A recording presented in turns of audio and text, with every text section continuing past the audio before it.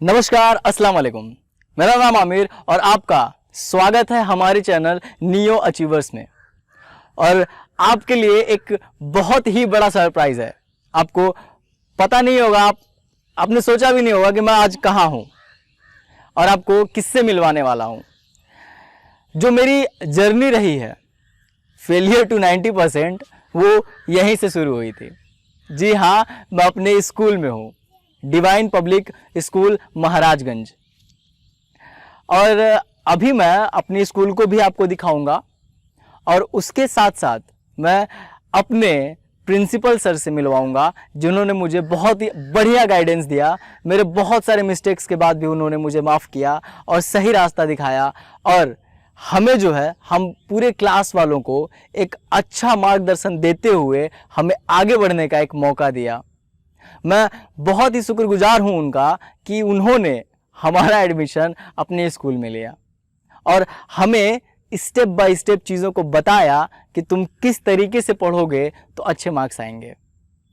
तो चलिए पहले मैं अपने स्कूल को आपको दिखाता हूं, उसके बाद हम मिलेंगे हमारे प्रिंसिपल सर से।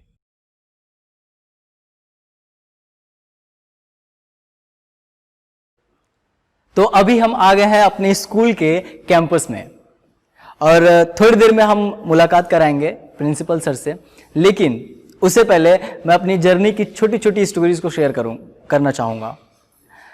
अगर हम फिजिक्स से शुरू करें और फिजिकल एजुकेशन तक जाएं, तो वो शुरू होता है सिद्धार्थ पांडे, जो हमें फिजिक्स भी पढ़ाते थे और फिजिकल एजुकेशन भी पढ़ाते थे।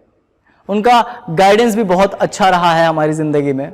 उन्होंने बहुत मोटिवेट किया हमें काफ़ी जगह पे।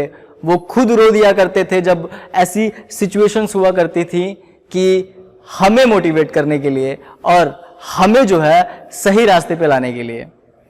वो चीज़ें ज़िंदगी में कभी नहीं भूलने वाली हैं, जो चीज़ें हमने देख लिया है कि एक टीचर किस हिसाब से मेहनत करता है अपने बच्चों को आगे लाने के लिए।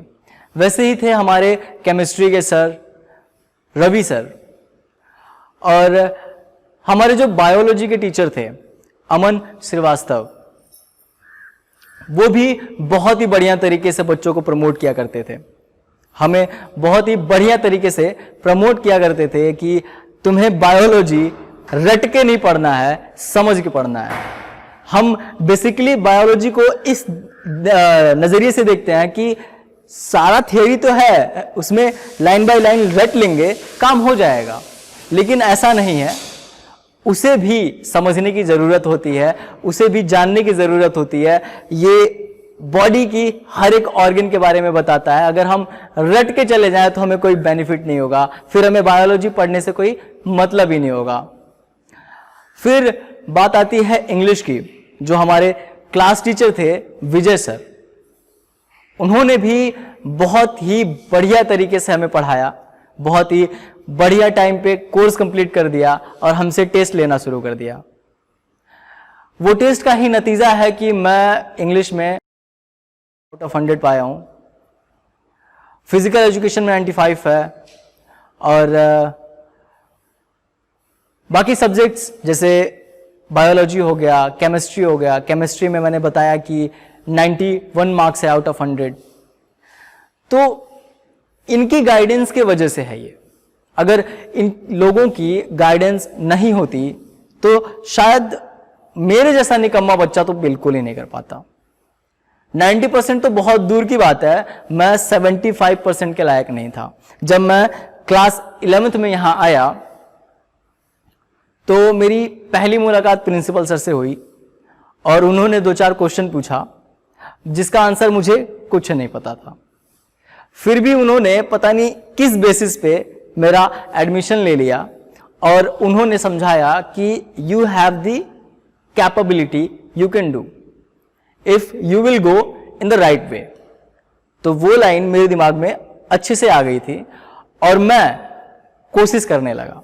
लेकिन फिर भी 11th में कई बार फेल हुआ, कई बार डांट सुना, कई बार उनके ऑफिस में जाना पड़ा किसी चीज़ों को लेके, और वो मुझे हर बार समझा के, हर बार डांट के, फटकार के यही बोलते कि अगर पढ़ोगे नहीं तो कुछ नहीं कर पाओगे।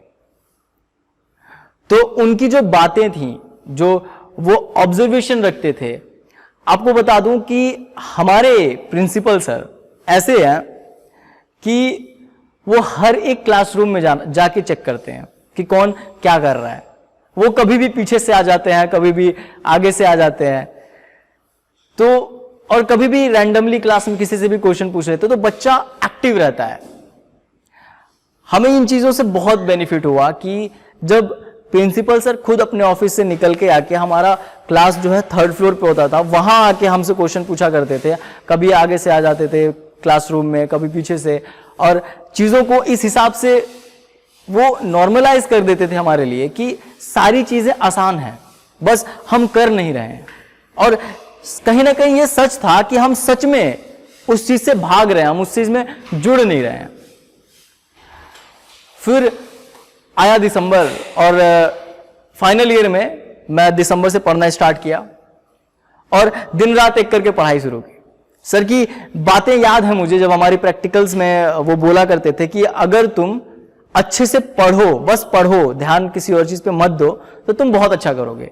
मैं ये दावा करता हूं, और उनकी बात कहीं ना कहीं आज साबित हो गई कि अगर हम अपने गार्जियन की, अपने टीचर्स की, जो हम रिस्पेक्ट करते हैं, उनकी बात को माने और अपनी जिंदगी में इंप्लीमेंट करें, तो वो हमारे लिए बहुत ही बेनिफिशियल होता है। तो ज्यादा बात ना करते हुए हम चलते हैं हमारे प्रिंसिपल सर के पास और उनसे सुनते हैं मेरे और जो मैं निकम्मा था यार, समझो। तो मेरा जो फेलियर था वो प्रिंसिपल सर अच्छे से बताएंगे, मैं किस तरीके का था, और अभी 89.6% लाने के बाद अभी कैसा हूं, और उनके नजर में जो बंदा बदमाश था वो अभी कैसा है, ये सब कुछ जानेंगे। तो चलिए मिलते हैं प्रिंसिपल सर से।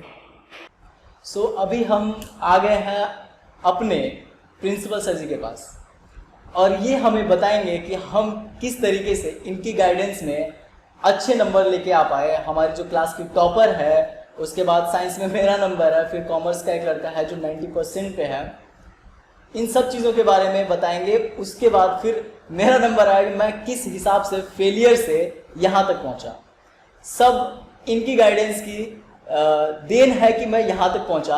तो चलिए इन्हीं से पूछते हैं कि हमारा जो नेतृत्व इन्होंने किया, कि किस हिसाब से, किस स्ट्रैटेजी को लगाया कि हम, जैसे मैं जो था निकम्मा, उसे भी अच्छे ट्रैक पे लाया।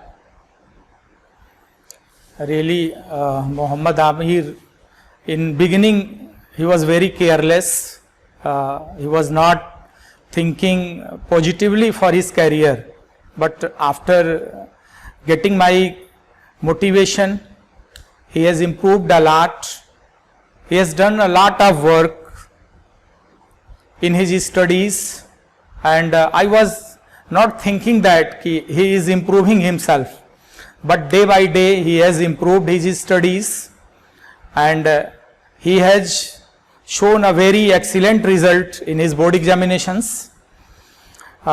He has a hard working student, and he always obeys his elders, and he is also very religious students, and definitely he will get his destination in the life.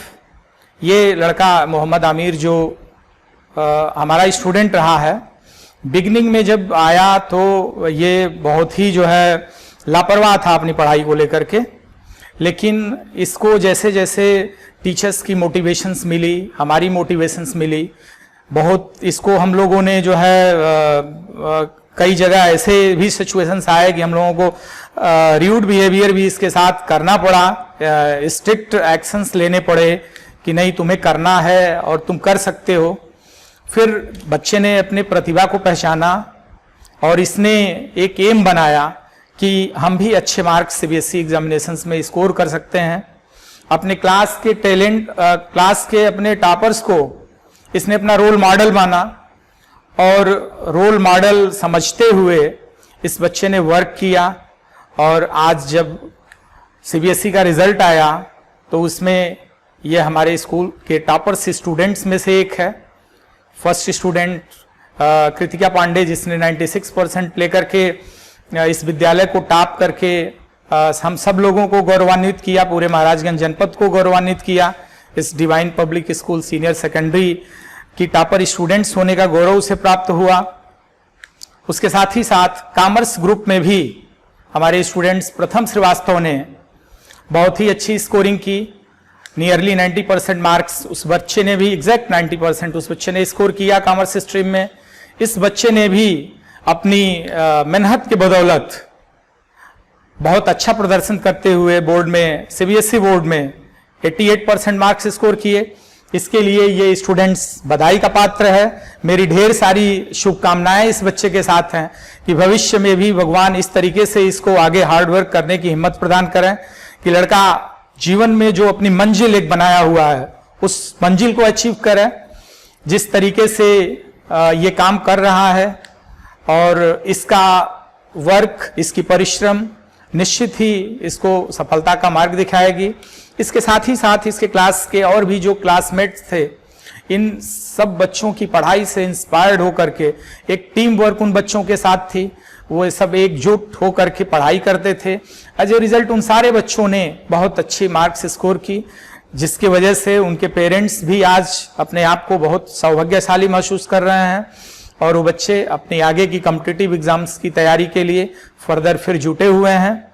मेरी शुभकामनाएं, मेरा आशीर्वाद मेरे इन स्टूडेंट्स के साथ है, हमेशा रहेगा। Thank you so much sir. आपके ब्लेसिंग्स हमारी ज़िंदगी में बहुत ही महत्वपूर्ण है और हम जो भी अचीव करने वाले हैं अपनी ज़िंदगी में, ये हमारा जो नींव है आपने रख दिया है। इसके बाद हम जो भी अचीव करेंगे वो सब आपके ब्लेसिंग से होगा। थैंक यू सो मच इतना कुछ कहने के लिए। मुझ जैसे फिर भी अभी ठीक है। Thank you so much sir. Thank you.